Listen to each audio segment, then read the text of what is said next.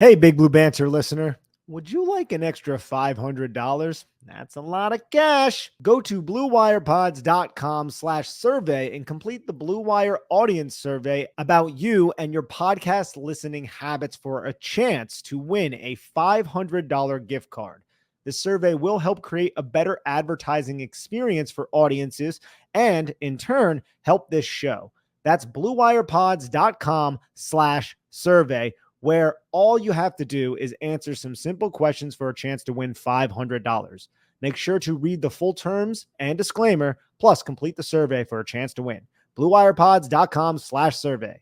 The link is also in the show notes of this episode. Welcome back. It's the Big Blue Banter, New York Giants football podcast. I'm Dan Schneier, joined as always by my co-host Nick Filato, coming to you on just a few hours rest after a late Thursday night game against the Dallas Cowboys, another loss for the Giants. Today, we're here to break down the tape on the offensive side of the ball. We're going to get to a lot on this podcast. I want to start with something that I've seen on Twitter a bunch today, Nick, and it's just this Jordan Ronan started by tweeting out, and it got a lot of traction. Like, you know, you can blame the game on anything, blame it on this, blame it on that, but the Giants ran the ball for 1.9 yards per carry. That's the reason they lost this game. And I take personal exception to that. While I do think there's a lot to gain from the physicality of running the football, Nick, and how you can wear defense down, and specifically if they were able to run the ball in the red zone, I think it would have had a big factor in this game.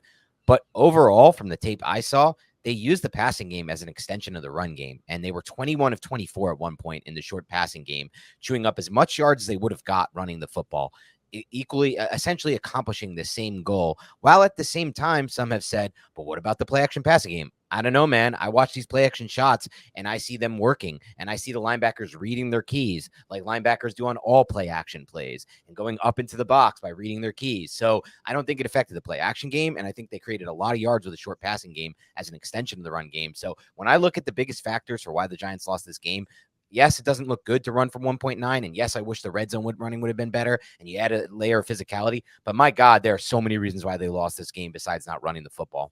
100%. Yeah. Look, I understand what Jordan's saying. You want to have success running the football. It makes you multi-dimensional. And again, that physical element cannot be understated. But the Giants still outpossessed the Cowboys by 11 minutes. They just didn't complete the plays they needed to complete in the high leverage situations down in the red zone and near the red zone. And the drop passes didn't help. And Daniel Jones not executing on those explosive plays and underthrowing the ball did not help. All of those things need to be factored in. I mean, Greg Joseph kicked 5 freaking field goals in this game. The Giants have not scored a touchdown yet at home this season. Oh, wow. That's crazy.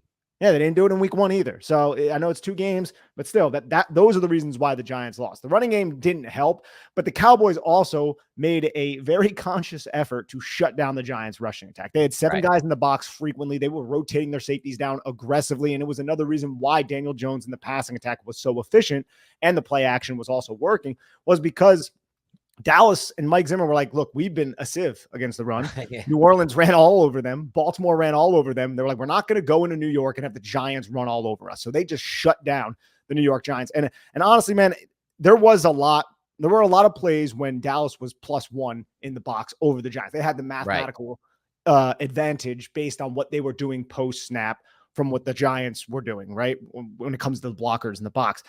At the same time, I felt like the Giants did not do the best job run blocking either. And it really was the sustaining of blocks. To me, it looked like Dallas was doing a good job slipping underneath blocks and evading John Michael Schmitz on this play, Greg Van Roten on this play. But it wasn't the I'm getting dominated in the trenches like we've seen in the past. This was much more evasive. This was much more, we have more bodies. It's more clustered in the box. So it's a little bit more difficult for the offensive linemen to execute their assignment. Still, it's a knock on the offensive line. But in the past, it was like, holy crap, we can't generate any push whatsoever up front. And I didn't necessarily get that impression from this tape. It wasn't great, and I'm not excusing it, but it was more, I feel like, scheme based and just sustainment based rather than getting out physical at the point of attack. Yeah, you said it best. Mike Zimmer and Dallas committed to stopping the run. They committed and allocated a lot of extra resources. That's why we saw so many opportunities in the passing game open up to the Giants. And that's where I want to go next, Nick, because it's an interesting take I have. Now, I still stand by everything we discussed last night. When you're this kind of team that's going to be ball control, sustaining these long drives, when you have your deep opportunities, you need to hit them. And when you have your opportunities to score, you need to score touchdowns and not field goals. And you are a limited offense when you can't do that or when you're that inaccurate in the deep half. But with that said, from watching the tape, like this is my take. This is kind of where I wanted to start the show, and I didn't present this to you beforehand because I want to just get your immediate reaction, Nick, without having heard it first.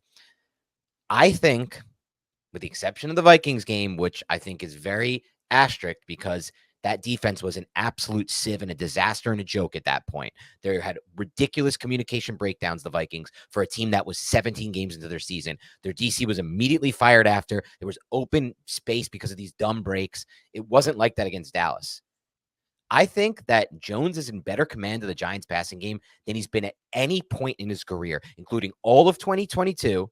And I'm saying over the last 3 games. For a 3-game stretch, it's not even close. But even in this one game tonight, I thought that was the best he's looked all year as far as command of the passing game goes. Obviously, you can't miss those deep shots. It's a big reason they lost this game.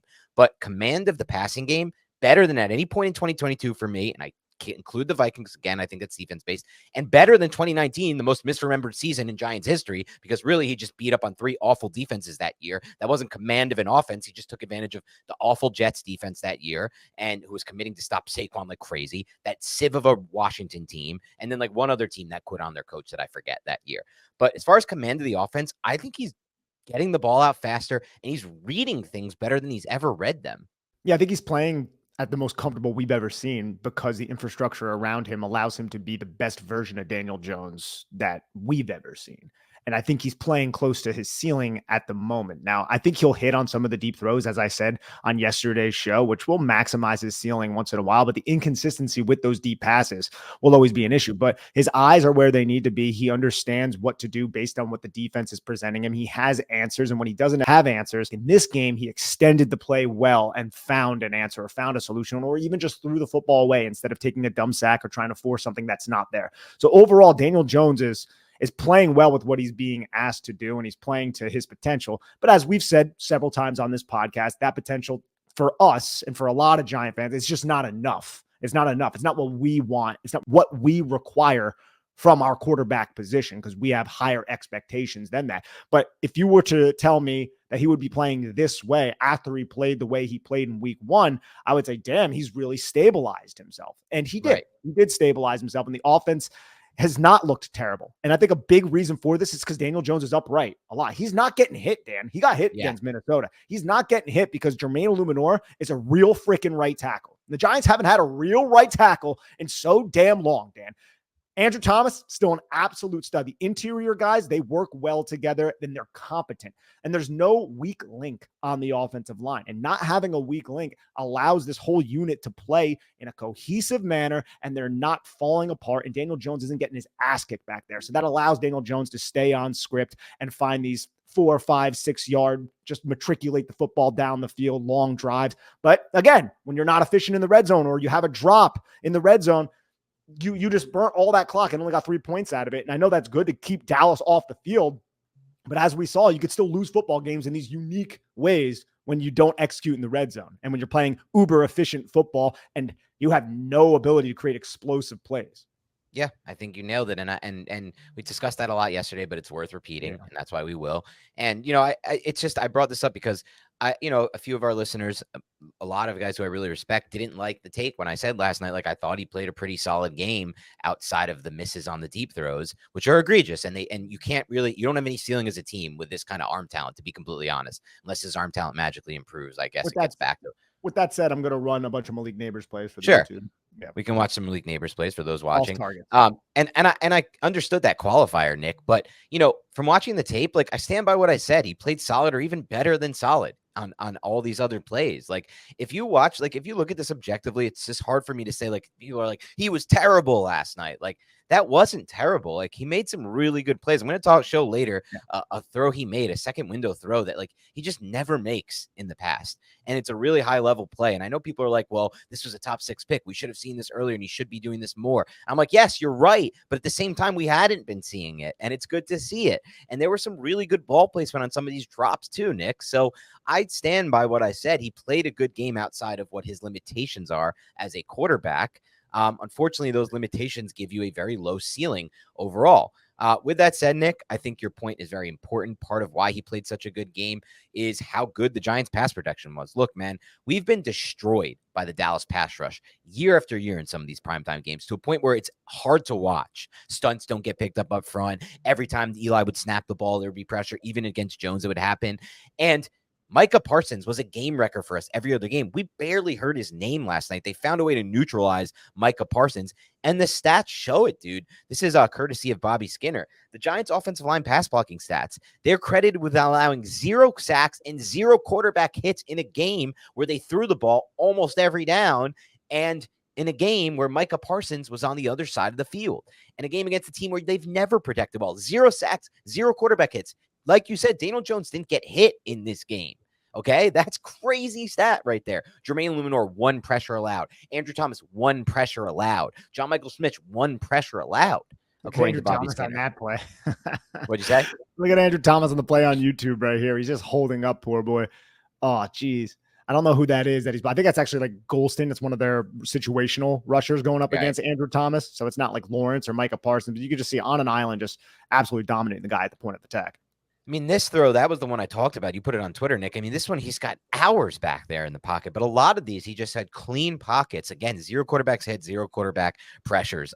Sacks for the Dallas Cowboys, and not many pressures. So it played a role for sure, but Jones looks more comfortable than he's ever looked in this passing game in my time watching this guy play football. Again, not sure how much of it matters long-term, to be honest, because of the things you said, Nick, but I do want to give him credit where it's due. I really do believe that outside of him missing those egregious deep balls, and still, the anticipation is still never where you want it to be, right? Like, he's not an anticipatory thrower. He's still late on a lot of these, late, I should say, not late. You can call it nitpicking, but not as early as you'd like him to be on a lot of these throws, as early as the elite guys are. But that's fair. Like, he's not an elite quarterback prospect, and really, quite frankly, never was. No, he never was. And there were several plays that I have marked positively in my notebook. Yeah. I'm like, that was a good play by Daniel Jones. Daniel Jones was the reason why this play was successful. There were several of those.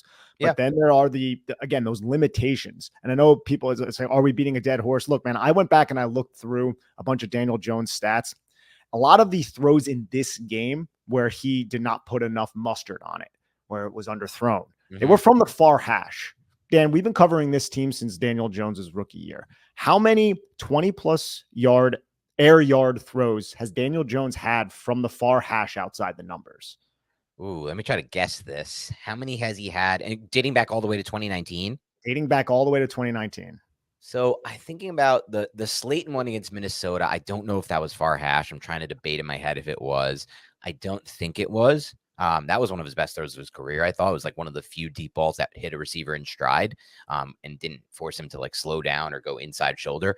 Outside though, far hash, like so he's been here for 5, 6. This is 6th year. I'm just gonna guess at this, Nick.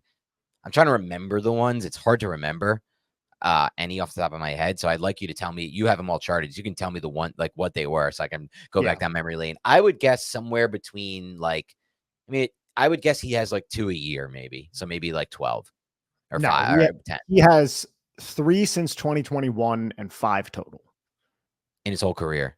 Yes. Now, these are far hash throws. Now, again, the Giants don't try a lot of these, mind you. Yeah. Right? Because the way even though the defense surrenders ground to the Giants and invites it, Daniel Jones doesn't have that type of arm. And a lot of defenses do this to a lot of quarterbacks. This isn't just specific to Daniel Jones, right? When you're the defense, you try to find any way possible to maximize your advantage on the football field. And if you can gain an advantage playing a 3-by-1 set by midpointing the number 1 and the number 2 with your star outside cornerback, you're gonna test that quarterback to challenge the window and allow your cornerback to make a play on the football if he is a better cornerback, which Trayvon Diggs is. And that happened in this game on that free play to Darius Slayton that we'll go over later, right? Like Darius Slayton, like Trayvon Diggs was reading the number 2's release on that. And we've seen this a lot with Daniel Jones, where the outside cornerback is going to read the release of the number 2 receiver. If that number 2 receiver goes out, he is going to cut right underneath aggressively. That is exactly what the Cowboys were doing on that play. Number 2 receiver ends up going vertical right into the safety. And then Trayvon Diggs just midpoints, plays the in-between of the number 1 and the number 2. And then when the ball is thrown, it's underthrown. He can just easily squeeze to the hip of Darius Slayton, who had to slow down and then intercept the pass. Now, a good quarterback, though, a quarterback with the proper arm strength and touch would put that over Darius Slayton's outside shoulder where Trayvon Diggs can't even make a play on it. So Daniel Jones sees a lot of these coverages, but again, it's not specifically unique, but you want your quarterback to seize those opportunities because it is a little disrespectful towards the quarterback saying, I don't think you're going to make this throw. So Jones, though, through his career, the 5 plays that I have, Richie James, 33 yards, week 16 against Minnesota, where it was a switch release. And he let him out of bounds, but still was a throw, was on target. Still over the right shoulder, for God's sake, thank God, and led a little bit ahead of him. Yeah, Darius Slayton, 32-yard touchdown on the opening drive against Jacksonville in week 7 of 2022. That was a far hash throw. That was a beautiful pass by Daniel Jones. And then 2021, week 1, 42-yard pass to Darius Slayton up the sidelines. Darius Slayton ends up hauling it in. Yeah. And then 2020, Darius Slayton against Dallas in week 17 at a 39-yard. 2021. I'm sorry? Is that the Steelers game, that 2021 week 1? Or no, that was Denver. Steelers was 2021 or was 2020 week 1. And then 2019 Golden Tate slot fade against the Patriots, 64-yard touchdown. I do remember that one. That was a nice throw. Beautiful. It's the funny thing about Jones, because it's like this is his limitation. I think you laid it out best. He has 5 of these types of throws in his entire career that have been completed. That's an unacceptable number for if you want a ceiling as a passing offense. Obviously, you can be this game managing type offense, fine, a Bo Nix style, whatever it is, but nobody should want that. That doesn't really lead to an idea of many Super Bowls or any at all. And they obviously haven't had any deep playoff runs with this quarterback. Obviously, there's other issues, whatever. But I'll say this, like all the good things we said about Jones in this game, it's so funny that he could have such a good game, dude, but then at the same time, like honestly make him, we'll see it on the all 22, but I think that offsides throw to Slayton was probably one of the worst throws of his entire career, all things considered. Fully clean pocket to just not be able to get that ball outside the numbers there and in front of the receiver. It's almost like that's the one where it's like, when I was going to tweet this, when Dave Gettleman said, I watched that Eagles game. Eli can still make all the throws, so we're going forward with him. I was going to tweet like, Nick, I hope that Joe Shane and Brian Dable can be honest with themselves in the offseason and be like, I watched that Dallas game, and the moment Jones couldn't get that ball outside the numbers and in front of this receiver from that clean of a pocket, and it looked that bad on the all 22, and you guys are about to watch it. It looks unbelievably bad. That's the moment I knew our offense is hamstrung. We can't continue to go forward with this. They already know that. They already know that.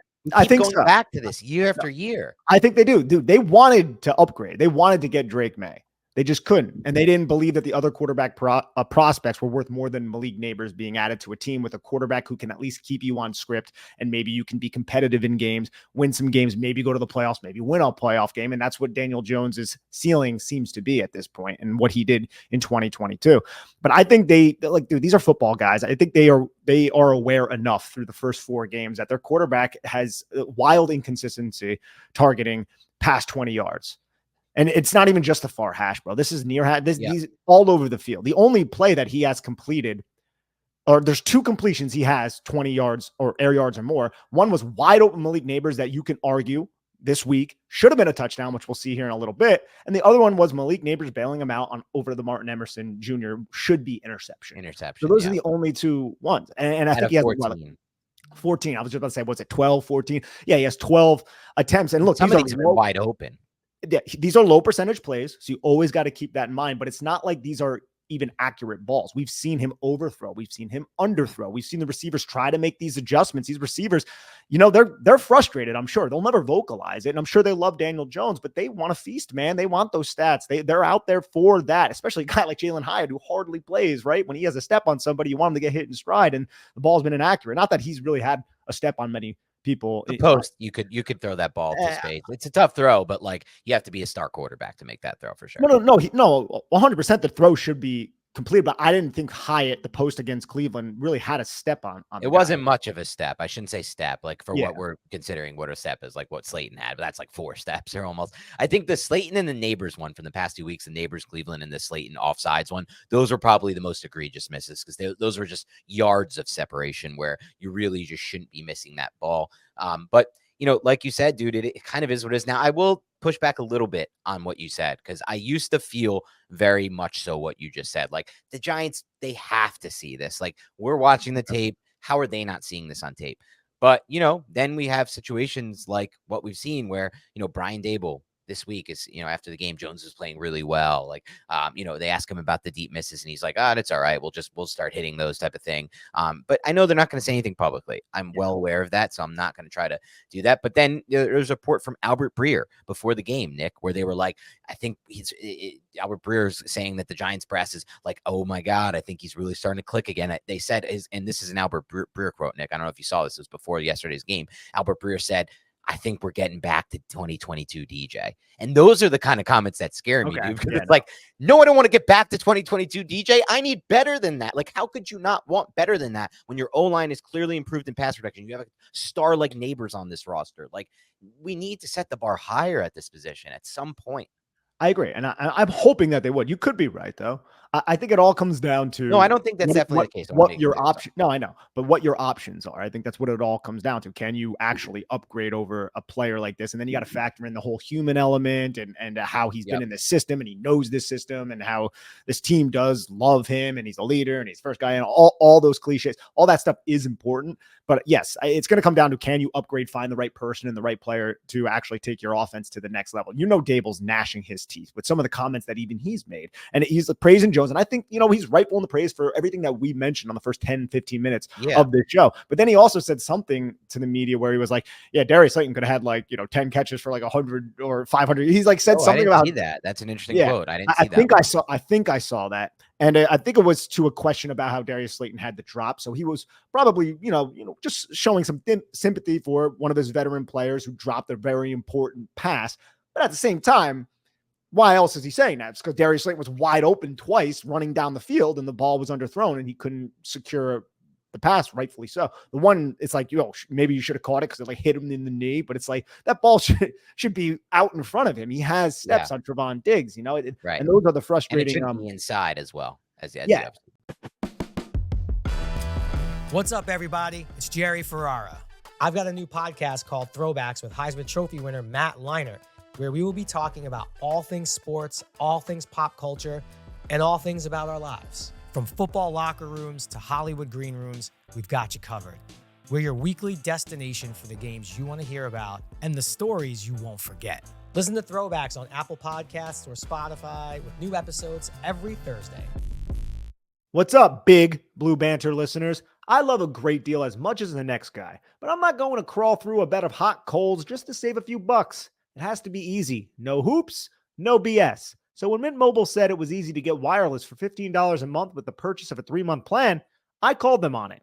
Turns out, it really is that easy to get wireless for $15 a month. And all of Mint Mobile's plans come with high-speed data and unlimited talk and text delivered on the nation's largest 5G network. You can use your own phone with any Mint Mobile plan and bring your phone number along with all of your existing contacts. To get this new customer offer and your new 3-month premium wireless plan for just $15 a month, go to mintmobile.com/BBB. That's mintmobile.com/BBB. Cut your wireless bill to $15 a month at mintmobile.com/BBB. $45 upfront payment required, equivalent to $15 a month. New customers on first 3-month plan only. Speed slower above 40 gigabytes on unlimited plan. Additional taxes, fees, and restrictions apply. See Mint Mobile for details. All right, guys, it's the best time of year. Football is back. We're talking NFL Sundays, college football Saturdays, and that glorious grind of fantasy football lineups. This is where your inner GM comes alive, setting the perfect fantasy roster, screaming at your television, and making last-minute waiver moves that either make you a hero or the guy everyone ridicules in the group chat. But listen, while you're over here making sure your fantasy team is dialed in, don't let your personal grooming become the guy that gets left on the bench. Let's be honest, nobody wants to fumble their grooming routine. That's where Manscaped's Performance Package 5.0 Ultra comes in, acting as your all-in-one grooming playbook. From keeping things sharp down below with the Lawnmower 5.0 Ultra to taking care of those rogue nose and ear hairs with the Weed Whacker 2.0, this is the lineup that'll keep you looking and feeling like a champ, on and off the field. Join the over 10 million men worldwide who trust Manscaped and get ready for kickoff by heading over to manscaped.com. Use the code BIGBLUE for 20% off plus free shipping. Trust me, you'll be drafting the real MVP of the grooming season. This is an excellent deal for you and your little friends down there. Get 20% off plus free shipping with the code BIGBLUE at manscaped.com. That's 20% off plus free shipping with the code BIGBLUE at manscaped.com. Stay on top of your grooming game and be ready for anything the season throws your way. Exactly. I have plays too we can go over, but I want to mention just a couple more things about the rushing attack, man. Like the Giants went with like a lot of 21, used Jakob Johnson. They really wanted to hammer down the I formation runs. I felt like they made a lot of good adjustments. They actually ran one of the, I don't want to say one of the only, but they have not run a lot of counter. Remember back in 2022, they were in a crap load of counter. They ran a counter play in this. It went for a yard, but they were trying to spice things up. Like they couldn't really do anything. I think their one positive run was actually a duo run, which the Giants have had success on, where I think that I don't have it in front of me how far he went, but it was third quarter, 12-20 left, and Singletary had a solid gain. Then they tried like a boundary motion tight end toss. They had the halfback stretch against these over fronts that they were trying to hit. They had two tight toss killed them in the red zone. That was I know, man. I know. And then that obviously the zone reads and things like that. So they were trying a lot of different things. They had Bellinger in the backfield, and he ended up cutting the read defender, it seemed like, on a couple plays. But yeah, they couldn't do anything. But again, it was a very concerted effort from Mike Zimmer to just stifle the Giants up front, make Daniel Jones in the passing attack beat you. They almost did. Let me ask you another question. Yeah, they almost did. The Giants passing attack almost beat them. Like with that strategy that Zimmer had, it almost came back to haunt them. But I guess, Zimmer made the gamble, Nick, that if we give Jones these opportunities, he's not going to connect on them based on what he's seen on tape from Jones. And to be frank, he won that gamble, Mike Zimmer. And I know Jones, again, I make it clear, as we said in the first 10 minutes, I was wildly impressed in some ways with Jones. And we'll go over some plays that he's made in this game that were better than I've seen. The command of the offense, the ball placement is seemingly so much better than it's been on these short throws, at least. But again, it's like, just like you said yesterday, Nick, if you can't cash in on the big plays, that's not a recipe for winning. Like, you dominate the time of possession, you dominate yards, but you have 15 points to show for it. And the Giants, Nick, are averaging 15.6 points per game, which is basically what they averaged last year. So all this, pomp and, not punting a lot this year, it's not leading to points right now. Now some of that is skewed by the fact that they didn't have a kicker, so they'd have 3 more points in that total. You know what I mean? Like, I think that's a little odd. But yeah, I want to ask you one question before we move a little bit forward. Shout out to Ari, my cousin, who's an avid listener of the podcast. I promised him I would get one question, and he's been waiting all day for this podcast after listening to last night's. He spoke to me today, and he's just really, really angry and frustrated at this point about this team. And he never shows emotion about this, at least in the text to me about the Giants, because he's a very composed person. But like, how much can one fan base take? How much? He's like, I'm getting sick of and he goes to all the games. He's like, it's not even fun to go to the games anymore. And it's not when it ends in heartbreak and it ends in this fashion. And I mean, you said it to me off pod, Nick, but I don't think you're going to be mad if I say it right now on pod. You kind of were right when you said, I didn't really ever feel like the Giants were going to drive down and win that game when they got the ball back on that last possession. And I didn't either. We've gotten to a point where we've accepted and we've expected not to make that game-winning drive or not to make those game-winning type game-changing plays. And in his mind, he was like, I didn't see the tape, but I'd like you guys to answer after seeing the tape. Do you feel like, because I know a lot of fans feel this way, that's why I'm bringing this question up now, Nick. Do you feel like Dable got out-schemed in the second half or out-coached, or what's going on in these second halves? Because the Giants offense has been better in the first half than the second half now for 2 straight weeks, at least from a production standpoint and a stats standpoint. So what are your thoughts on that? I have a feeling on this after I watch the tape. I want to know your thoughts first on that. I don't think that Dable's getting out schemed in the second. I think Dable schemed up some really creative plays in the second half, and the Giants didn't execute on them. And specifically with the second half on the shorter throws, 15 yards or less, it wasn't really Daniel Jones's fault either. Yep. It was Darius Slayton dropping a pass that was in his arms that he tried to push off, and it kind of screwed up the timing. It's a very catchable ball. That was on 3rd and 12 or something. Yep. Like, it would have been a first down and would have put the Giants in prime position. The play to Wan'Dale Robinson, the 3rd and 6, That was an elite throw by Daniel Jones. It hit Wan'Dale Robinson like right in the dick, it seemed like. And it he was drilled it too. He put good velocity. It was perfect. And Wan'Dale Robinson was complaining that he got held maybe a little bit, but I also thought it was a good no call in that situation because it wasn't egregious. The ball just hit you and you didn't secure it. And I'm not like chastising Wan'Dale. I think Wan'Dale's a really good football player, but that's more on Wan'Dale. That was more on Slayton and not Daniel Jones and not Brian Dable, who kept taking what the defense was giving to him. And he tried establishing the run. Some people be like, oh, you tried for so long. Look, they tried to set that tone, possess the football, be efficient on the ground. They tried doing different things to attack what Dallas was doing defensively while still running the football. It just didn't work. And credit Dallas at that point. And so I credit Dallas at that point. But no, I don't think Brian Dable is getting significant or got significantly outcoached or anything by Mike Zimmer in this game. It happened in previous weeks for sure, but not in this one. Yeah, so for my take on this, Nick, and Ari and anyone else listening, I agree with you wholeheartedly on this one, Nick. And I think the film shows it to you. When you actually sit down and watch the tape, you can kind of see it that like the issue in the second half was execution, not scheme or coaching or play calling in the right time. It was just, like you said, those two drops and other moments of execution, specifically in the run game where they had a lot of drives stall out because of their run game. But again, also these drops. Big issue. And yes, you could say, like, did Zimmer adjust? First of all, I think like Dable outcalled Zimmer in this game is how I would view this game. When you create that many explosive opportunities as an offensive play caller, you have out-schemed him. There was a play where he ran a sail route with Neighbors up the middle, up the A-gap. Like, he's doing creative things to get Neighbors the football and all these looks, play action shot with a dig route to Neighbors. Like, all these designs that are like freeing up this spot, even some of the third downs where they get the ball out quick to the receiver and he makes the play in space. Like, they're just you watch the design and you can see what he's thinking and why he's able to like get the attention over here while the ball's going over here. So I don't really feel like he got out schemed at all. I think just the Giants got out executed in the second half. Simple as that. Drop passes and that's going to lead to poor execution a lot. Give the Cowboys credit for that, in my opinion, or really just, knock maybe the Giants. And I also just love the use of Malik Neighbors, Dan. Like the use of Malik Neighbors, like, look, it's not just the targets, it's getting him off the line of scrimmage. Because in the second quarter on those third downs, Trevon Diggs got right up in Neighbors' face and was just jamming him. So they were like, all right, we're going to move our guy around. And I appreciate how they moved him around. I like how they used him as the number 2 receiver in empty to the weak side of the formation.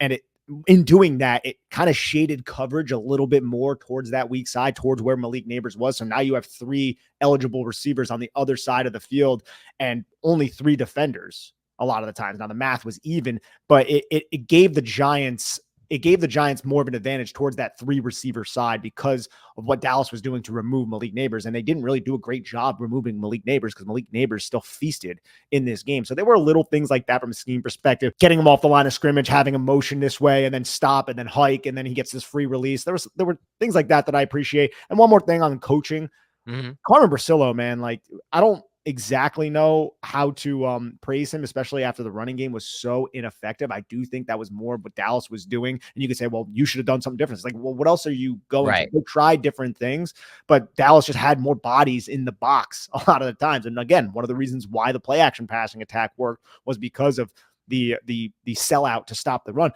But when we talk about pass protection, Carmen Brasillo, dude, these guys are all on the same page. Now, a lot of this could be because we actually have competent veteran football players, savvy football players who understand their assignments, understand how to adjust to curveballs that the defense may throw at you from a blitzing or a twisting perspective. But it's beyond just Greg Van Roten and John Runyon and Jermaine Illuminor. It's Devin Singletary. It's Chris Manhurst. It's Daniel Bellinger. It's collective. It's a collective effort where it seems like they throw some sort of twist or blitz, and they didn't blitz Daniel Jones a ton, but when they did, Devin Singletary knew exactly where to be. Oh, they just loop somebody around. Oh, look, Andrew Thomas is passing it off effortlessly to John Runyon. JMS is on his assignment when someone's looping inside. They just seem to be playing like an actual unit, and I don't think we've seen that since we've covered this team.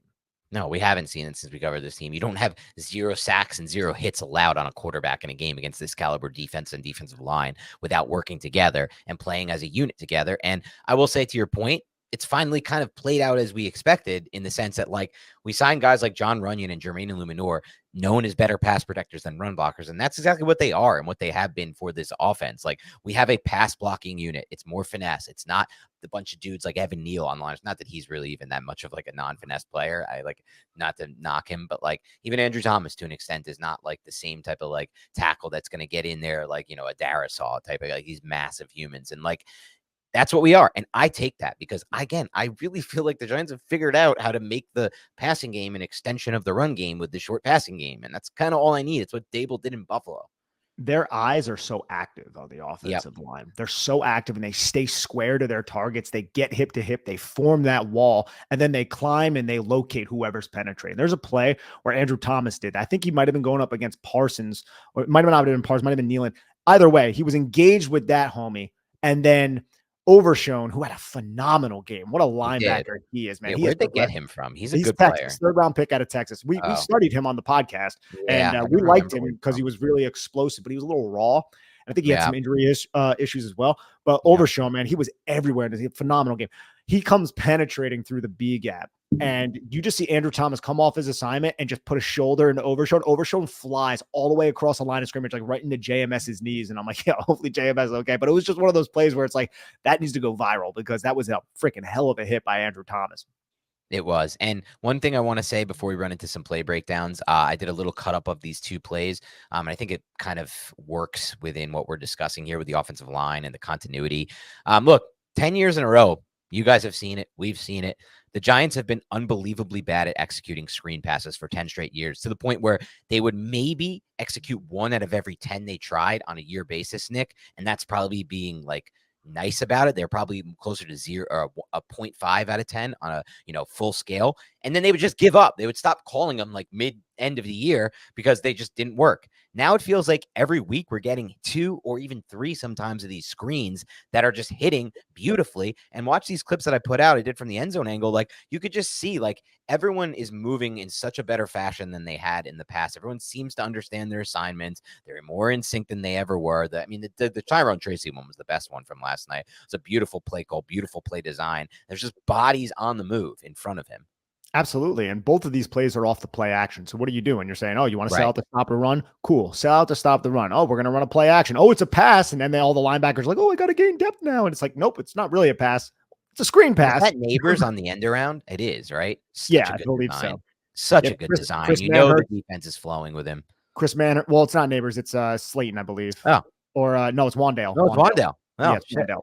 Either way, though, the point is you're running a play action pass, so you're getting depth because those linebackers are going to go for the run, and then they're going to back off, and then once they back off, and you allow the penetrating players to get closer to you, you just throw it behind them, and then there's a bunch of space with linemen climbing up to the second level, and that's what happened on both of these screens, and we saw that against Cleveland because Cleveland had a similar game plan against the Giants. They were really attacking, they were really aggressive, they were penetrating. I don't think they had as many 7-man boxes as Dallas did, but they were very aggressive when they thought the Giants were going to establish the run and run the football. So these were plays that the Giants took advantage of that aggression from Mike Zimmer and that philosophy. Give me that play one more time. I just want to go flash the end of that Tyrone Tracy run, the first one.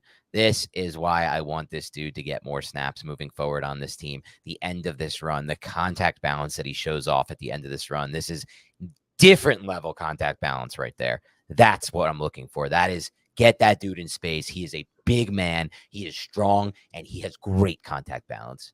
Yeah, he's going to have his role increase. He should. As the weeks go on. Singletary has such good feet. Like that's, if I had to praise him for something, like that ball security's got to, it's starting to worry me a little bit because that was really close to being a fumble. Could have been 3 fumbles in 3 weeks, right? Jesus. Yeah.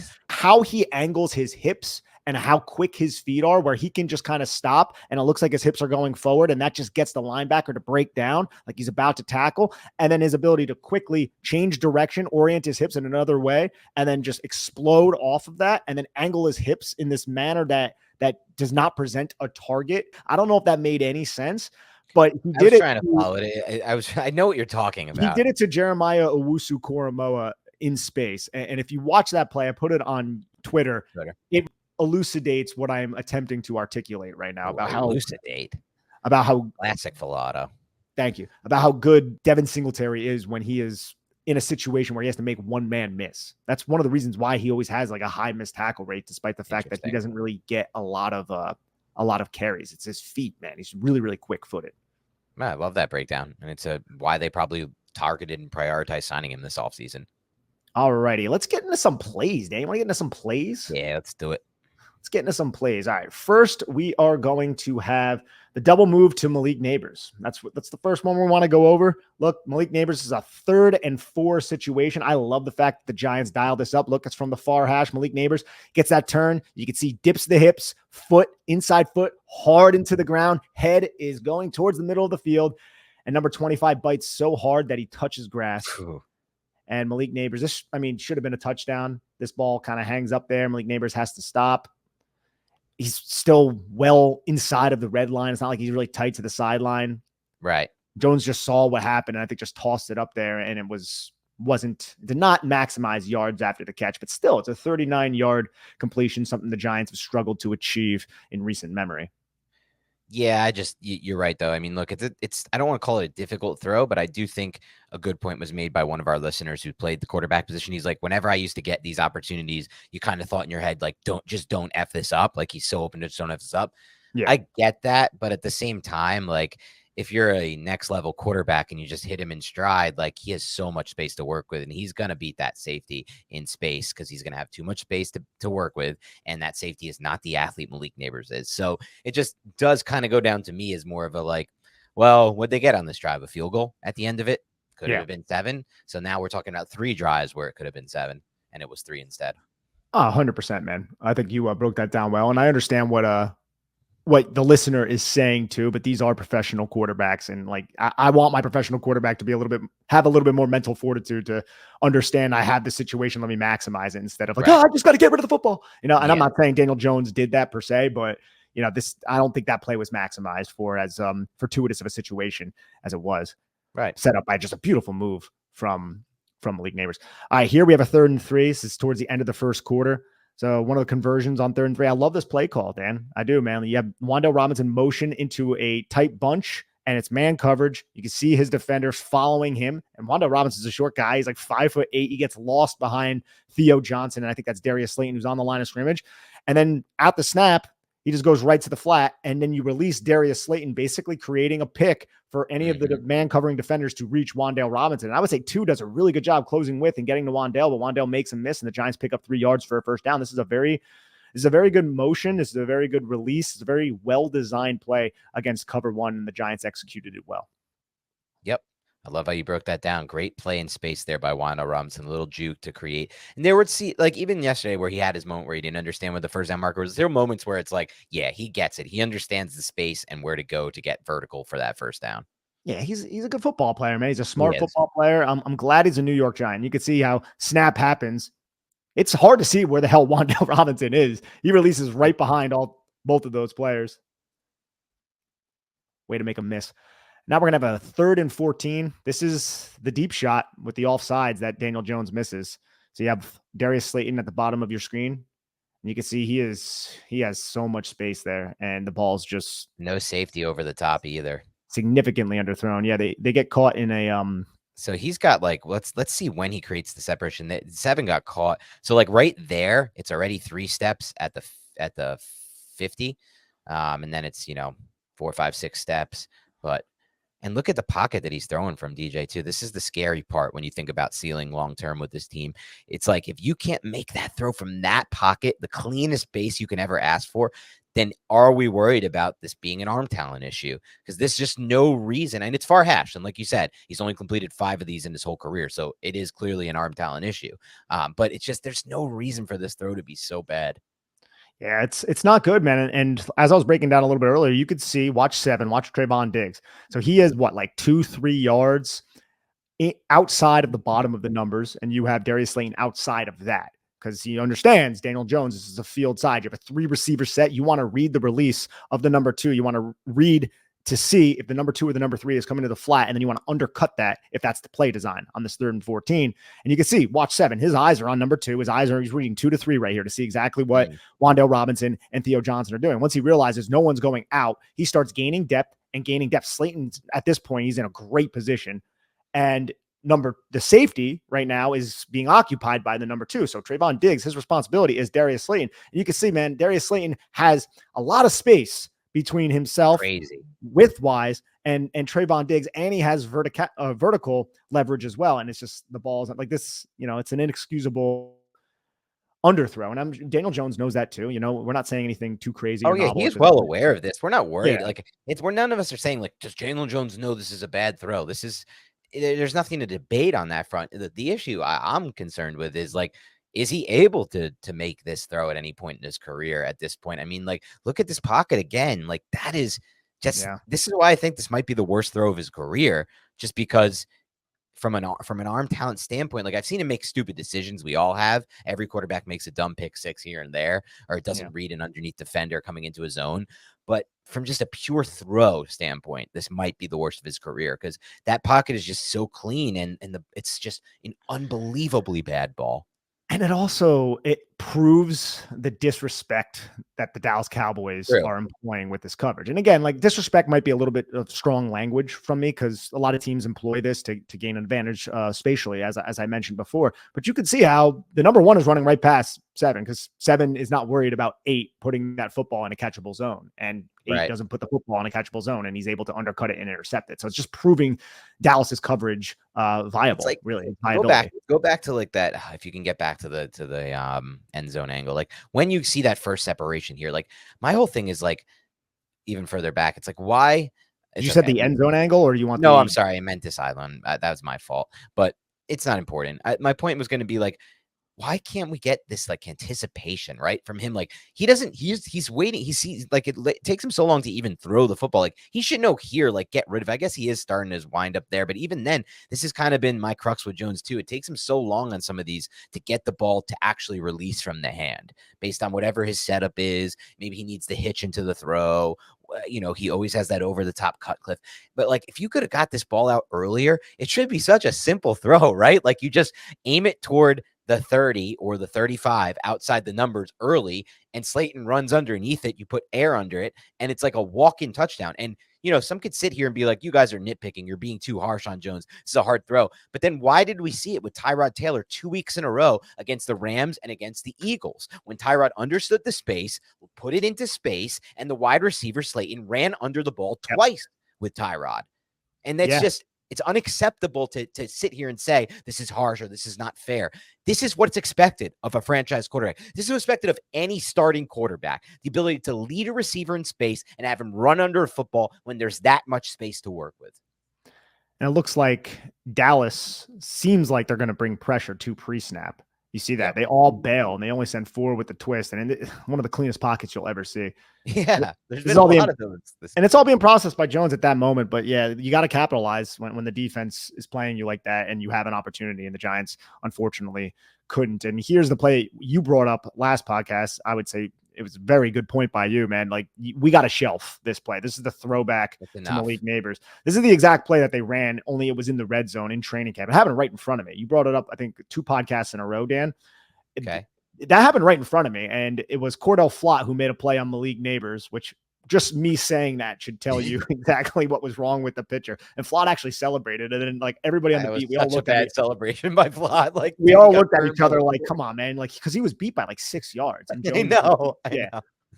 So like I like the concept, but your quarterback, you need a quarterback with better arm strength. This is a Josh Allen concept. He probably you call this when you're the coordinator of the Bills, and Allen can make this throw. And this is another rough throw. And now he's under pressure a little bit. It's just, I don't think you should ask him to do this anymore because he hasn't proven that he can. And that's kind of significantly underthrown, Dan. He obviously can't do it, and that's obvious. His arm talent doesn't make it. And we made the point of saying this is a tough throw that you asked for the Allen types. But it's still fair for us to sit here, I think, Nick, and be like, but it shouldn't be this underthrown. It should be this woefully bad, right? Like, it's a tough throw, but when it looks this horrifically bad to the point where, like, after the play, Neighbors and Diggs were, like, laughing. And I don't know what they were laughing at, but it wasn't a great look. And you could just see it from the film. I mean, the end zone angle is unbelievably bad. I think, shout out Marshall Green. I'm not a fan of his work. Really, I shouldn't have said that. But like, me and him have had a little bit Twitter beef before. I think he's kind of a blowhard. But he did put an angle out there of this play from like an end zone angle, but it's like focused on Malik the whole route. And it looks unbelievably bad from that angle. Malik is just cruising with separation, and he just has to completely slow down, as you can kind of see in the all-22. And then the ball just kind of gets undercut by the safety. I mean, this is just not a great arm. Like, when do we admit it? Everyone's like, oh, the experts say he has a good deep arm. Like, what? Like, what are you watching? Do you guys watch Stafford? Did you watch even a bad quarterback like Trevor Lawrence, who's genuinely not a good quarterback right now in the NFL. He might be at some point, Nick, but he's not. He still has that arm that never makes a throw look like the last two we watched on film. Yeah.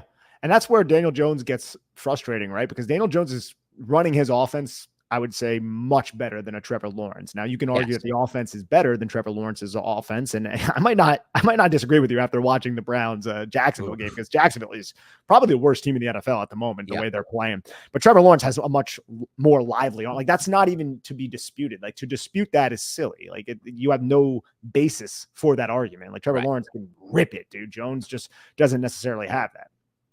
When you tell me that again, that these guys have good arm strength, and people say that about Jones, he's had a good deep ball. The numbers you brought up don't back it up, and the eye test doesn't back it up either. So I know that random PFF stat people throw out there from like 2022. It's just like a garbage stat completely. Here's another formation I like the Giants use, 3rd and 9. This is a conversion where you have Wan'Dale Robinson as a number 3 and Malik Neighbors is your X. If you want to see something cool, Malik Neighbors as the X against Trayvon Diggs in a press alignment creates ample separation at the top of your screen once he turns around. Like, he is very good running these deep curls and these deep comeback routes. He gets so he sells his vertical. So look, he looks like he is running a vertical route right now. Like, there is forward lean, his hips are low, and then he just is able to break it off so damn quickly. And he doesn't push off with like a huge extension, but he does enough subtle. He uses enough subtle contact to create more separation. He gets Trayvon Diggs completely turned around. I wish you could zoom in. Now it's past the point. I didn't want to cut you off. I wish you could zoom in on what you had it stop at, Nick, because it looks so good. He was turned around, and look at where Diggs is. The cornerback is completely facing the end zone. Yeah. And that's crazy. And if Jones targeted him on that, so when you have these 3-by-1 sets, right, you generally can just look at the one receiver side and make a free access call. And based on the leverage, based on the matchup, the cornerback, what have you, where the safety is, you could say, all right, I'm going to throw the slant to you, or I'm going to, whatever the defender's leverage is, you can base it. You might have a hand signal for your wide receiver that you're going to throw up at him and be like, okay, I want you to do this. All right, I'm going to do that based on this leverage right here. And then you could take that shot. Jones doesn't do that here, which is completely fine. He goes to the 3 receiver side. He had a good concept, and Wan'Dale Robinson made a play on this 3rd and 9. But just the sheer fact that you have that type of X receiver who can do that, and he's not just an X. People think X are like, oh, he's like Laquan Treadwell, or maybe if he's good, he's like Mike Evans. Like, no, like Malik Neighbors can do whatever you ask him to do. He is the wide receiver that everybody is going to be talking about until he retires. Like, he is that Jamar Chase. Yeah. He is that Justin Jefferson. It's freaking amazing, right? But like, look, this is Trevon Diggs, a good cornerback, completely spins him around. Yeah. Now, I didn't even mean to put this play on here to talk about Malik Neighbors. I was doing it to talk about the Wan'Dale Robinson conversion, but I got sidetracked by Malik Neighbors' greatness. And this is amazing. Yeah, by his amazing. And I'll say this on that front.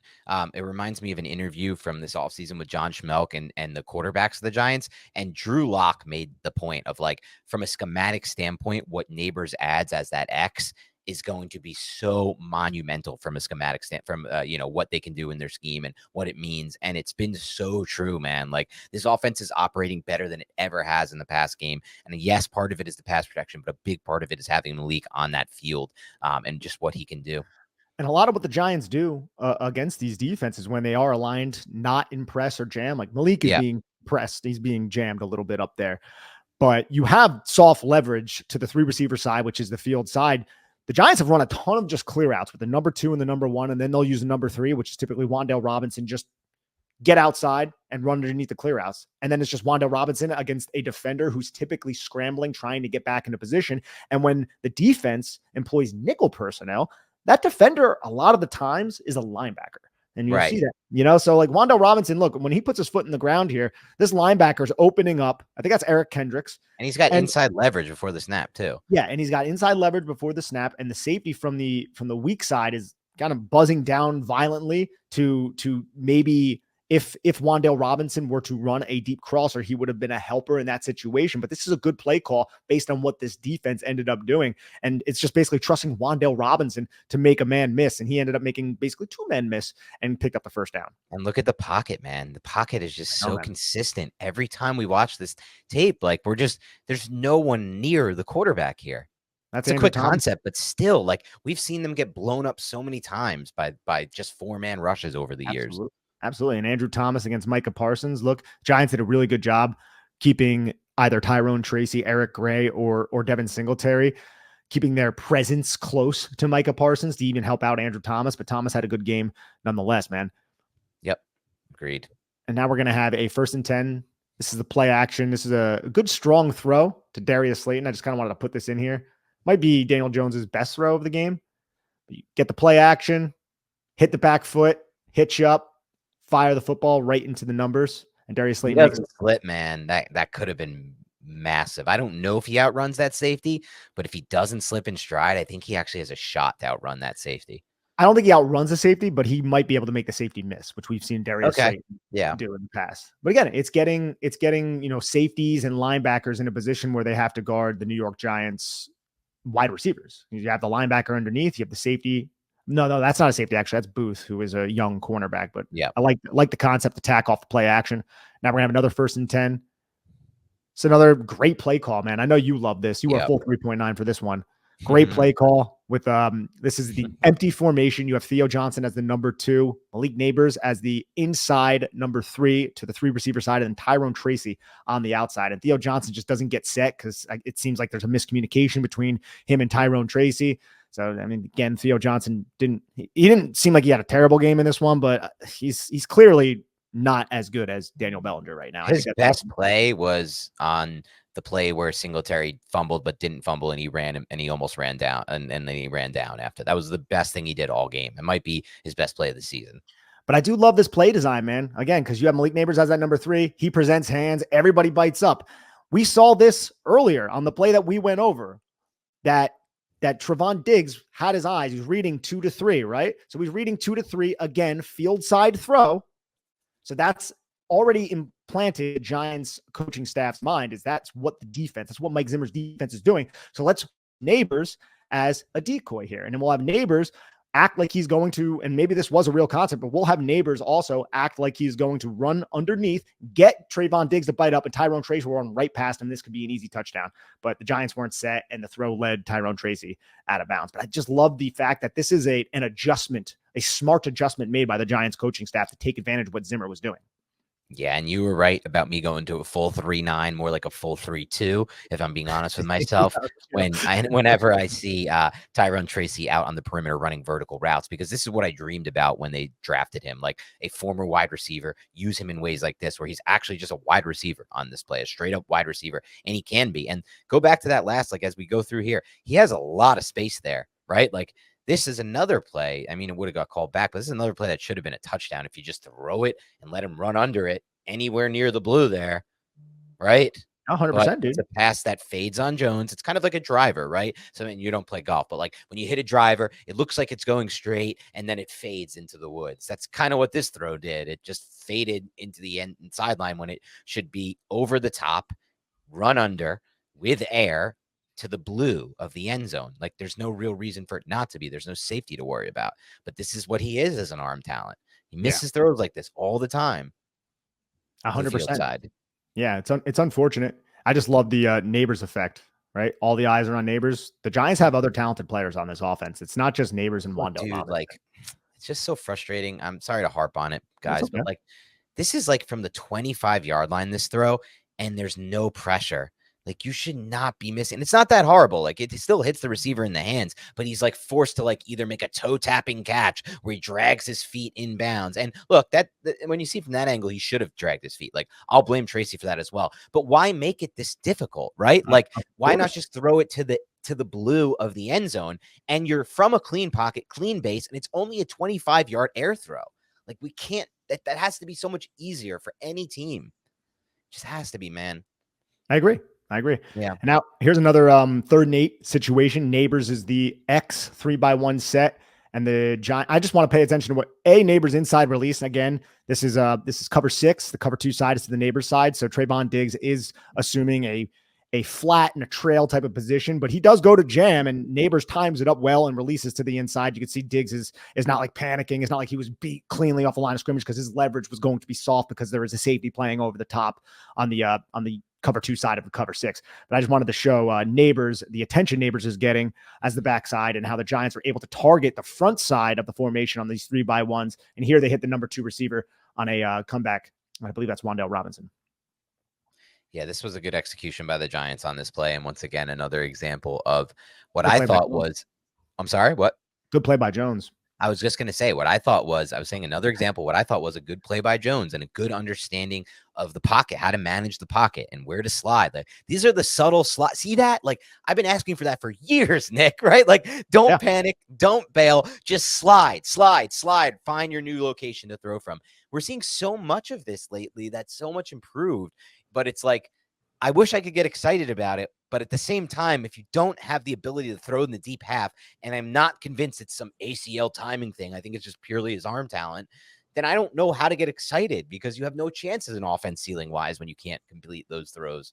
I couldn't agree more. And I also just like how they attack the leverage. Look, you want to play off on the cover 4 side of cover 6? Sweet. We're just going to run a curl, secure the football, get a first down or get close to a first down. Great play by Jones here. Yeah, we're going to have a 3rd and 4. This is the red zone sack. Just kind of held onto the football, and it ends up being a flag on the play. But I put this up here because we have Neighbors as the X again. Look, X backside. You're to the boundary side again. The 3-by-1 set. A lot of attention on Neighbors, but watch the route by Neighbors, Dan, because Neighbors is going to run a skinny post, and he's going to get that safety to bite up, and then watch him just go north. It's kind of the same route that DK Metcalf ran against whoever they played this last week, and it ended up going 79-yard TD. Yeah, yes. Watch, he acts like he's going in, gets the safety to bite down, just runs right past him. Now the cornerback does a good job staying in the hip, but if Jones saw this, or if Jones had time, which he didn't really on this play, you would have had a touchdown possibly to Malik Neighbors. And then the Giants looks like they ran a slot fade to Theo Johnson on the bottom of the screen. I think this is one of those where, like, if you had like the old school Aaron Rodgers, Devontae Adams, that ball is just anticipated and thrown like way early for a touchdown, right? Like he knows that he's going to set up the safety, Aaron Rodgers, when he had Devontae, and he just put that ball to the G, right? To like the white part of the G and just bang the back end of the G and just touchdown. I couldn't agree more, man. But it's a good little play design. I like it. I would pay attention to that play design because it's probably going to come back. But this was the sack, hold, whatever you want to call it. Now we're going to have a 2nd and 13. This is the dig to Darius Slayton, where he kind of finds that second throwing window. A lot of people are saying he should dump the ball off to Malik Neighbors here. He doesn't dump the ball off to Malik Neighbors. He sees that safety react and then understands that the safety is going to be in a voided position relative to where he is right now, and that Darius Slayton will replace him because that safety is reacting to what Malik Neighbors is doing. And then Daniel Jones fires the football, and it's a completed pass. Damn it. I was kind of low-key hoping this wasn't in the play mix from you because this is something I wanted to break down a little later, and I have no chance of breaking it down ever as good as you do, Nick, but I like that breakdown a lot, and we'll reference it later one more time. Oh, absolutely. But you can see Neighbors open. That safety is like, oh shit. Like, I gotta get down there. Every single person when Neighbors is open, they're like, what the hell did we do? Oh my gosh. Now here's a screen. We already broke down the screens before, but we can run through them real quick. Just 19 yards, Tyrone Tracy. I'm really hoping that his role expands. Again, not a referendum on Devin Singletary. Remain very high on Devin Singletary. I think he's an underrated running back, but Tyrone Tracy does add something different, and you want to keep the running back's legs fresh. True. This is a 15-yard gain to Malik Neighbors when he is initially aligned similar to a running back position or an H-back position. He's in the backfield. Love the play design, though, man, because you have a condensed stack inside the numbers. You're going to take the running back, not name Malik Neighbors. You're going to flare him out. That is going to remove the weak side linebacker or the strong side linebacker. I mean, you could say probably strong side linebacker because it's field side, tight end on each side because it's 12 personnel. And Malik Neighbors is going to release, goes inside of the mic and then loops around, makes a catch, takes a hit. Good play design, man. I enjoy the play design on this one. This is one of those 2 plays I was referencing last night where he took just massive hits. There was one we didn't put out. But yeah, excellent play design from Dable. I think coach, I forgot who, one of the coaches on Twitter did a great job being like, wow, this is a cool concept to run Neighbors on this sale out of this. And also, again, look at the pass protection. I mean, Christ. Look at this wall that the Giants are creating on these plays. It's unbelievable. It is. It's great. You have Hyatt out here to run wind sprints. The classic wind sprint runner. Yeah, that's what he's becoming. It's very, very sad. I still believe in his skill set. Me too. I do. And I hope he gets more of an opportunity rather than, hey, Darius Slayton kind of got hurt. Let's put you in there and be the guy who earns the targeted interception. Right. I also like this, man. This is subtle, Dan, But Neighbors takes a shot here, but he does at least like dip himself away Yep. from taking blunt contact. And he puts the ball away too there.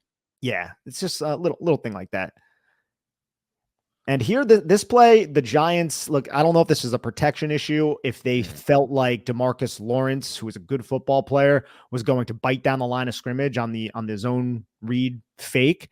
I like the play design. Other than that, I'm imagining they thought DeMarcus Lawrence would do that, but that's like DeMarcus Lawrence is a smart football player. He's a good football player. It's a big assumption to make, especially when Daniel Jones at this point in the game has already cut you up a little bit on the ground, like has already kept a couple zone reads. So I don't love that when you have the offensive line shifting and it looks like they could have just picked him up anyways, right? Because Theo Johnson, like people might blame Theo here. Like Theo couldn't really do much because Theo knows this is going to be a designed rollout to get Malik or to get Darius Slayton or Wan'Dale Robinson the football. So he's just going to pick up that pursuing defender once that pursuing defender realized it wasn't a running play. But assuming that DeMarcus Lawrence was going to just bite on Tyrone Tracy that's a big assumption to make. And it kind of blew up this play because if you look at it from the other angle, Dan, this is a touchdown. If DeMarcus Lawrence did fall for it, if that were the case.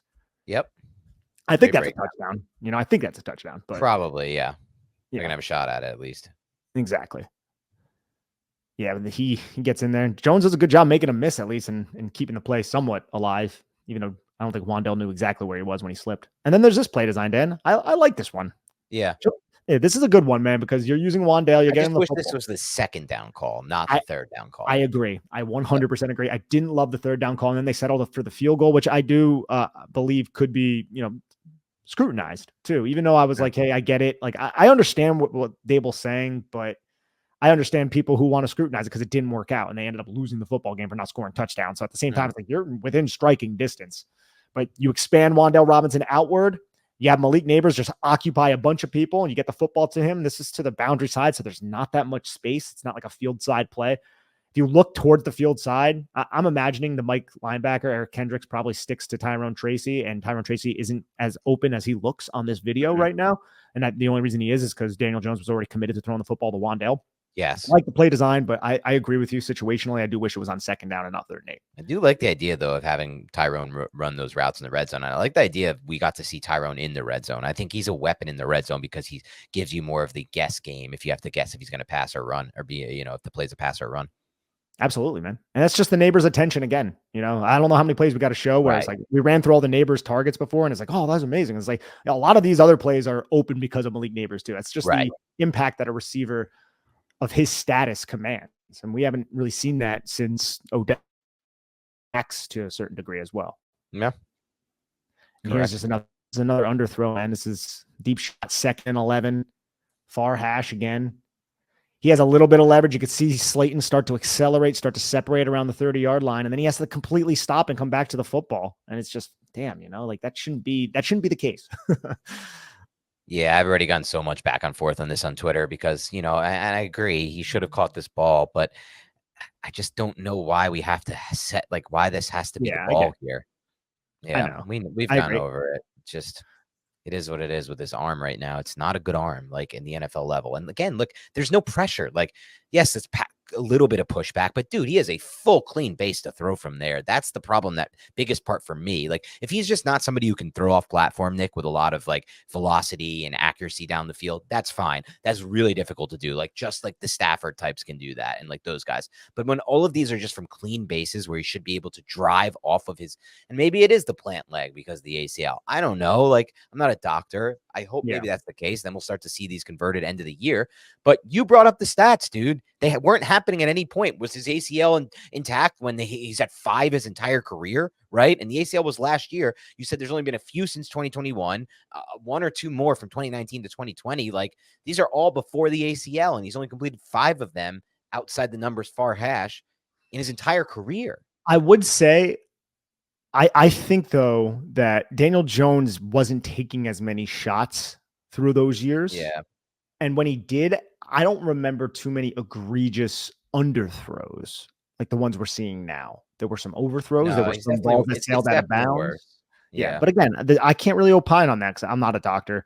I do know that he's been very inaccurate. And look, Darius Slayton, people give him shit for this one. I'm not going to necessarily give him shit for this one, but Darius Slayton is who Darius Slayton is. Daniel Jones is who Daniel Jones is. Darius Slayton is a receiver who doesn't really make plays like this, unfortunately. Right. He's a good NFL wide receiver. He's a wide receiver. That's Neighbors will make that play for you. Yes. Like you never really see Darius Slayton like make a catch and you're like, wow, what a catch by Darius Slayton. Right. Like a lot of his catches are like, oh, he was open and he made the catch like you expect him to make it. Right. And that's unfortunate. That's not a knock on him. I still think he's a good football player, but he doesn't really come down with those really difficult ones. And then this one, this is one where he has to catch it. A 3rd and 14. Yeah, this one's 100% on Slayton. Yeah, you're in the red zone. Jones put it away from leverage, back shoulder. I think Slayton took a little bit too much time pushing off the cornerback to create extra separation that he really didn't need. And he's the one who threw the timing off. Originally, a lot of people blame Jones, Kirk Herbstreit blame Jones for this. Upon further review, and somebody with more knowledge can correct me, I'm not really blaming Jones as much for this. I think this is more on Slayton. Completely agree with this take by you after watching it on tape. And I went back and watched it a few times to make sure I was seeing it right. And I agree that Slayton messed up the timing of this route, 1. 2, look at the difference at the top of the route between what we broke down earlier with Malik Neighbors at the X against Trayvon Diggs, and we saw him completely flipped around, versus what Slayton's able to get at the top of the route here. It's night and day. And I know if this was Malik Neighbors in this spot, this would have been a catch, maybe even a touchdown. Like he would have spun out of it and probably housed it. I hope that he would have, but he did have, the drop against Cleveland but Malik's a stud. All right. Now here's the league in drops last year, Tyreek Hill, or is either last year or the year before. So like, we say a lot about drops and everybody focuses on them as fans, but like, got to remember it's only one part of the game and it's one play. And then does it erase everything they did to give you the chance to be in this position? No. So I once again want to make that point that if you're blaming last night on Malik Neighbors, like I saw one guy do on Twitter, and at least he got torched from it by Garrett Wilson, I think, or Sauce. I think it was Garrett Wilson who was like, dude, what the hell are you talking about? Then you are just completely misinformed about what happens in football. Yeah, I don't think we really need to make that point on this podcast. That should be self-evident. But I'll say this too. Malik Neighbors commands so much respect from people in this league. Did you see CeeDee Lamb when everyone in the league is talking about the Giants because of Malik Neighbors, and that's probably the only reason. They're a 1-3 team at this point, but everyone is talking about the rookie receiver on the New York Giants. So we got to remember that. And this man, look, Wan'Dale too. Like I love Wan'Dale Robinson. I think he's a great football player, played a good game. This is a great throw by Daniel Jones. And I don't know how he threads this needle, but that hits Wan'Dale Robinson right in the hands, and Wan'Dale Robinson just can't secure it. And it's a 3rd and 6. He is saying he got held here. Yeah, this is what we're talking about. Like, when Ari asked a question earlier, shout out to cousin Ari, great dude. But and this is not any knock on him because I had everybody's had these same questions. Was he just out schemed in the second half? Well, some of this execution, right? Like this is a good 3rd down route here. Everything's fine. He has the look. It's a perfect throw, and they don't catch it, right? Like that's 3rd and 6. Same with the Slayton one. It's the same thing. Exactly. That's 3rd and 16 too. Like the Giants are actually the weird thing about the Giants. What makes this team so freaking frustrating, Dan, is the Giants are converting on like 3rd and 12s and all the things that they never did before because they actually have an offensive line. And say what you want about the quarterback, the offensive line collectively probably has been the biggest issue with this team over the last freaking decade. And now they have the offensive line and they're converting and they're still not winning games because of this reason or that reason and all the reasons that we've talked about over the last 2 podcasts that we've done, dude. And that's what's really frustrating because I love seeing these pockets, man. This is 3 games in a row where Daniel Jones has beautiful pockets and Daniel Jones misses his throws too. But we need the receivers to also bail him out in situations like this where he puts his team in a position to have success and then you drop the football. And it happened twice on 2 consecutive drives when the Giants were trying to drive and take a lead in this damn football game. Great. Well said by you. And that's how you lose football games, when you don't take advantage of your opportunities, whether it be the drops or the deep throws. Yeah, man. It's just, the Wan'Dale Robinson and the Darius Slayton drop. Those were frustrating ones, man. Those were frustrating ones. All right. Let's wrap up with some superlatives here. Give me your unheralded player on tape. Yeah, unheralded players, Jermaine Illuminor, man. Look, offensive linemen, they don't get a ton of praise. Illuminor's taken a little bit too many penalties for my liking, and I know he'd be the first person to say that. Illuminor, by the way, went to Morris Knolls High School. Didn't know that. Morris Knolls High School, right around where I grew up, by Dover area in New Jersey. So that's pretty dope. But yeah, no, he had the illegal men downfield penalty. But other than that, man, like you're watching him go up against DeMarcus Lawrence, Micah Parsons sometimes, and he's just holding his own. He had one play where he just takes Micah Parsons and just like drives him inside. I think at that point, Micah Parsons might have been dealing with whatever injury he's dealing with at the moment. Sure. So I wanted keep that in mind. He's just in position where he needs to be in position. He's a solid enough run blocker. It's competent play at the right tackle, something that we just haven't seen in so long. And Jermaine Illuminor has been a stud for the Giants, really. So I wanted to praise him for that. Yeah, great point. For me, it was between two players. Is between John Runyon and Jermaine Illuminor. I like what I saw from John Runyon in pass protection in this game, and I feel like he's been very consistent, similar to Illuminor in that regard. I went with Illuminor too, though, for the final nod because I thought his matchup was more difficult. I know Lawrence went out at some point, but to be on the edge as that tackle, and even any reps against Lawrence, and it's just like you said, dude. Like I kind of said it last night. I'm kind of with it at this point, Nick. I knew it sucks because then I'm like also admitting defeat on the 7th overall pick in the draft, but I would entertain contract extensions with Jermaine Illuminor and his agent if I were the Giants, because I would want to keep a player like this long term. I know he's 29, but I don't care. You can play into your 30s as an offensive lineman, 33, 34, and you can play fine. Kevin Zeit, like all these examples. So like to me, I'd entertain it. And again, that is admitting defeat on Neal. And then it's like, yikes, but it is what it is at this point, right? If I'm Jermaine Illuminor, well, I guess he's signed for 2 years. So yeah, like, what's going to happen with the Giants? What's going to happen with Shane? What's going to happen with Priscilla? What's going to happen to Dable? Like, all that's got to be factored in if you're him at that point. But if the money's good enough, anyways, best throw, Dan. Best throw for me was the second and 13, the second window throw to Darius Slayton. We can run it again just because I have it up here too, and I have both angles if you want to grab that. Yeah. So there's a reason why this is my favorite throw of the game by Jones. Yes, the throw, there's been some more throws that are better from a ball placement standpoint, from a velocity standpoint. But for me, I just rarely see Jones make these second window throws. And I love to see him with his eyes here, scanning all the way from, putting the fast motion, scanning all the way from the right, now managing the pocket, going left, and then finding that window right there and sticking the throw with good ball placement. In addition to finding that second window, I don't see him find a lot of these second window throws. This is kind of like next level quarterbacking that he doesn't do. And it was great to see. Like that's, to me, is one of the best throws I've really not ever seen, but like seen recently from him from a difficulty standpoint. It's not the best actual pure throw. The one you're going to go over is the better pure throw, I think. I don't know, man. And this is a good throw, Dan. This is a very good throw. I'm glad we brought this up again and you got to talk about it, because Malik Neighbors, dude, like you could see how Daniel Jones is looking to the right side. There's a lot of bodies over there, as we see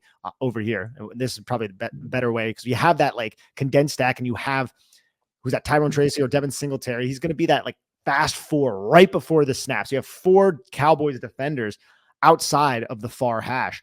So Jones comes off that once he realizes there's nothing there. He sees Neighbors, and you can see this on the end zone angle, man. You see him go off of the field side, find Neighbors, and then see the safety, pump fake. Right.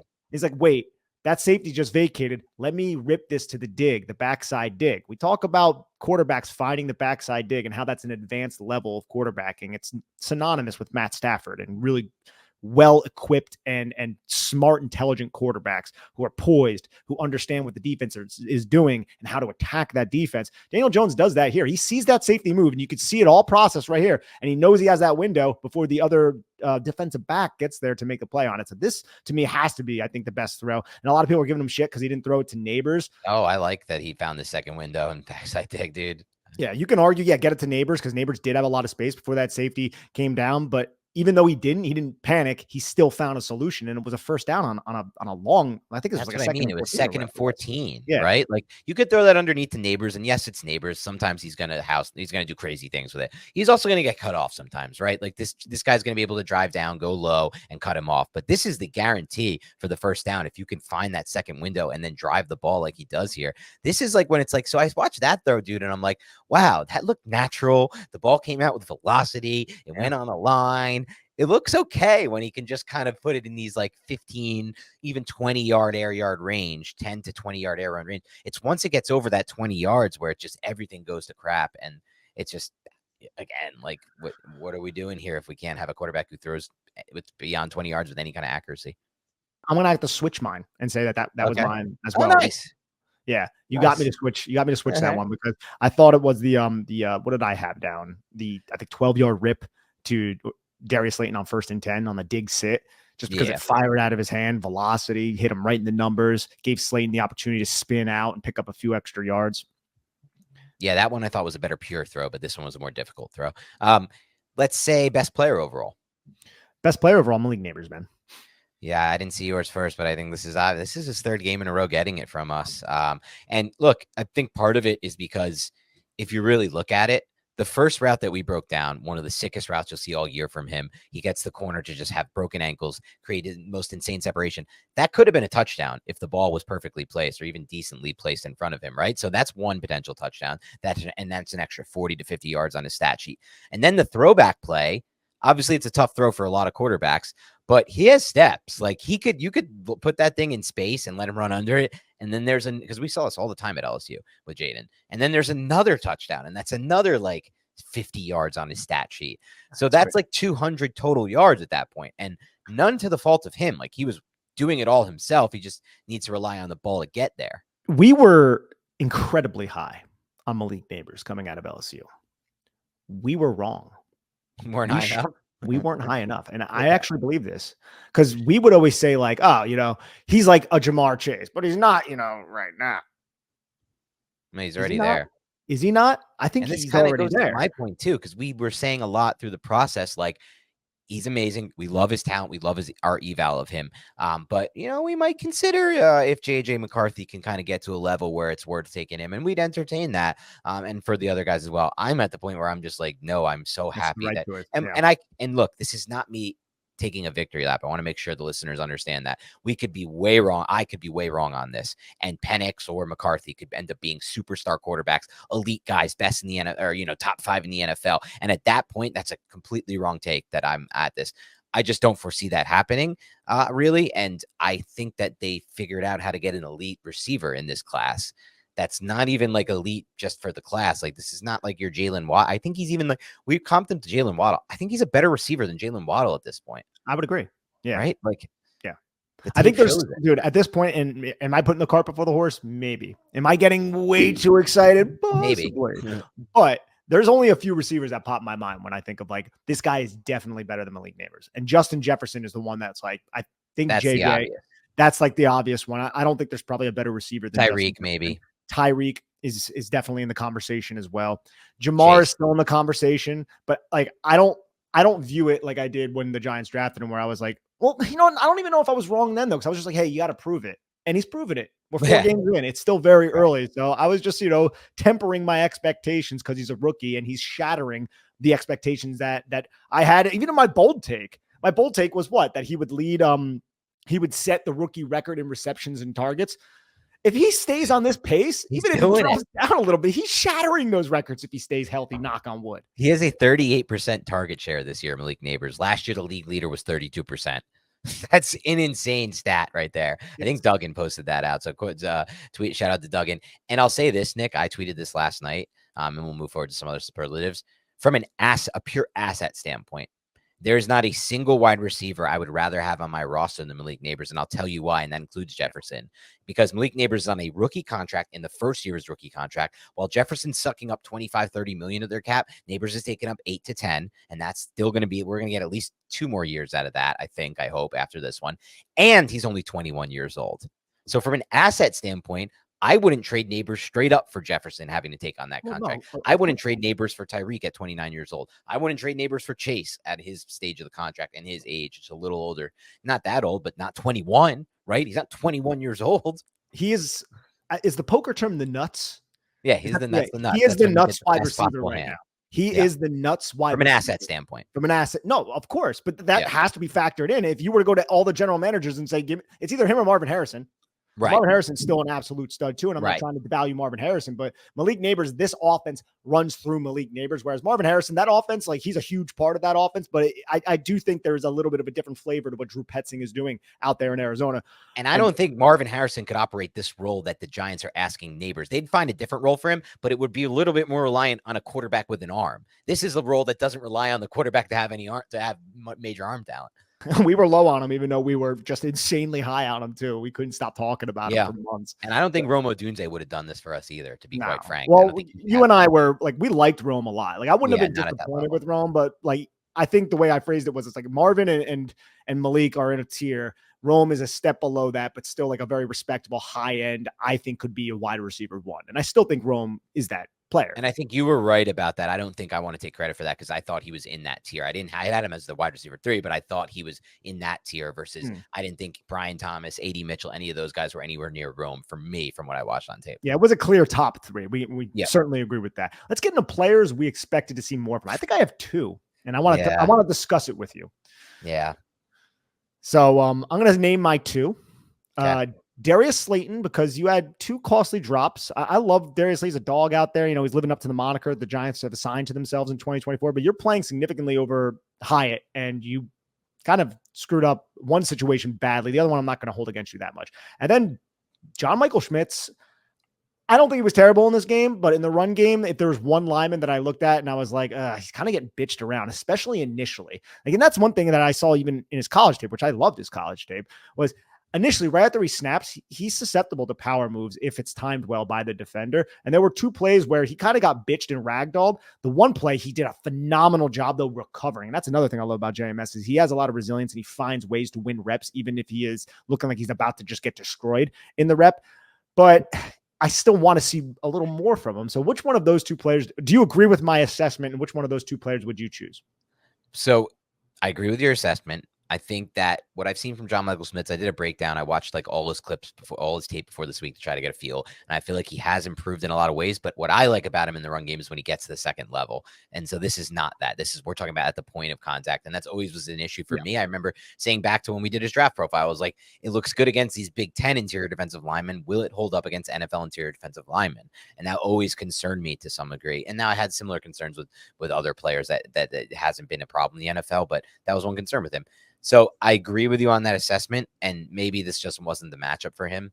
But again, you're going to face better interior defensive linemen throughout the year, and this is supposed to be an easier matchup. Now, on the Slayton front, sorry, go ahead. I was just going to say, and it's not like I don't think he played poorly, but if there's one offensive lineman where you're like, I don't want to see my center kind of get tossed to like that, even though he was able to find a way to make it not a negative play for the offense, which he deserves credit for, you still want to see a little bit more stability there. Yeah, because I think we've seen plenty of times where like Frank Ragnow or Creed Humphrey are owning a run game entirely up front and for moments, and we just don't really get that out of JMS or yet this point in his career. So I think that's fair. Slayton, I completely agree with you on. Like he was open on a couple plays, which is nice and good job, but like you got to come down with these catches if you're Darius Slayton. And even the one that he slipped on, like keep your balance, get more yak on that play. I know it's somewhat nitpicky, so it is that. But my guy that I went with wasn't either of these 2. I went with Theo Johnson.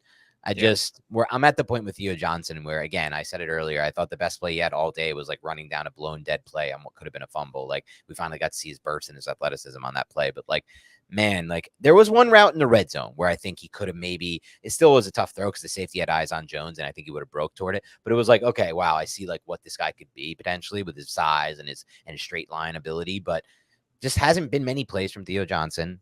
He's been good at times in the blocking game, but not like anything overly crazy there. What do you think the NFL has on Daniel? Like, does the NFL have something against Daniel Bellinger and the Giants are aware of that? So they just are forced to play Theo Johnson. They're going to call fake penalties. They're just calling fake bogus penalties on our guy, Daniel Bellinger, like the hold last week. And like the hold, that was a bad one. And it was a miss. Like that to me is not a hold. This week, at the NFL. Yeah, this week it's just like, what the hell? Yeah. Like, I don't even know how you screw that up. It's like, what did Daniel Bellinger do to you guys, man? Like, and then I look at it's like the Giants coaching staff are aware that the NFL has some grudge against this guy, so they're playing Theo Johnson over him. And obviously I'm being glib here, but I don't really fully comprehend why Theo Johnson is playing so much more than Daniel Bellinger because it does not like Daniel Bellinger is a better football player than Theo at this point. Yeah, I mean, without being inside the room, we can't make any determination on what the coaches are making to decide there. But I will say this, it's a point I brought up before. The Giants are the most concentrated pass game in the entire NFL. They entered this week with Malik Neighbors first and Wanda Robinson 7th across all NFL receivers in targets per out run. And there was another 15 and 14 targets for those two last night, 29 targets between those two. So if they're viewing it as like, we're not really using these tight ends at all as part of our passing game, let's get the bigger body on the field, I guess. But I don't even know if that's the right case because I feel like Bellinger is more technically sound as a blocker and has more experience in the system. So I think I just think they want to let these rookies play.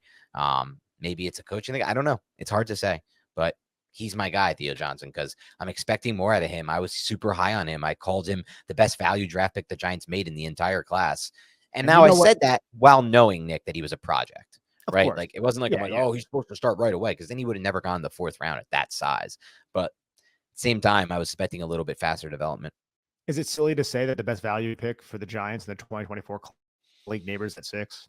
Yeah, no, it's not silly to say. It's the truth. And that's He was the also best value pick. that's not to besmirch the rest of the class. Like this is a No. good class. We're getting contributions from this class. It's just saying like, yo, that guy is real. That dude is a Yeah. real dude. All right. Yep. Pass blocking, Dan. I had, let me see what my number is. I had 8.5 pass blocking. So it's a 1 to 10 scale for the new listeners. And I had an 8.4. Pass blocking was, Okay. I probably could have been better. Pass blocking was really good, in my opinion. What Yeah. about run blocking? We had a higher grade last week, pass blocking. Trying to think why this one was worse than last week's, because obviously we both had a lower grade, I think, from my memory. I think there were just a few more times where Jones did a good job of kind of navigating the pocket and getting out of the pocket to reset it, which he didn't really have to do almost at all, I felt like, against Cleveland, with the exception of those Myles Garrett pressures. So I guess that would be my reason for that. I think that's a good point. Run blocking. No, this one's no good. I have a 2.4. I have a 3.6. Okay. A little bit better than probably people expect. I've seen a lot worse execution in the run game in recent years. This, to me, it wasn't effective. And when you average like 1 yard a carry, that's terrible. But I also think a lot of it was what Dallas was doing, and Dallas adding extra guys into the box. Because again, I didn't see the Giants' offensive line getting bitched in the trenches like we've seen so much in the past. I didn't see that. Now, I don't think they were dominating as much as we've seen recently and what we would hope and what we would expect. But a lot of it was, oh, there's just an extra body here. Now, what I will say, and one of the reasons why it's still a poor grade, the Giants, they just couldn't sustain a lot of their blocks. It seemed like the Dallas Cowboys had this ability to unlock like a lower level of themselves. Like they could sink lower, get their hips so much lower than the Giants offensive linemen, and just kind of slip around and then present their chest to Devin Singletary. There was a lot of the Giants or the Cowboys slipping the Giants blocks in this game. And it's just, I don't know if it was just because they were so aggressive penetrating and the double teams weren't formed long enough, but I don't think they were out physical, as I said at the top of the show. I think that's a great assessment of it. So I think it's fair. Your grade is a little bit fair in that regard. All right. That's all we have for the offensive podcast. Longer one, but I thought we got to a lot of good stuff on this, so I'm excited about it. Obviously, I'd be more excited if the Giants were winning games, and I know you would too. But thank you for tuning into the podcast. Thank you for sticking with us through another season that looks like this one.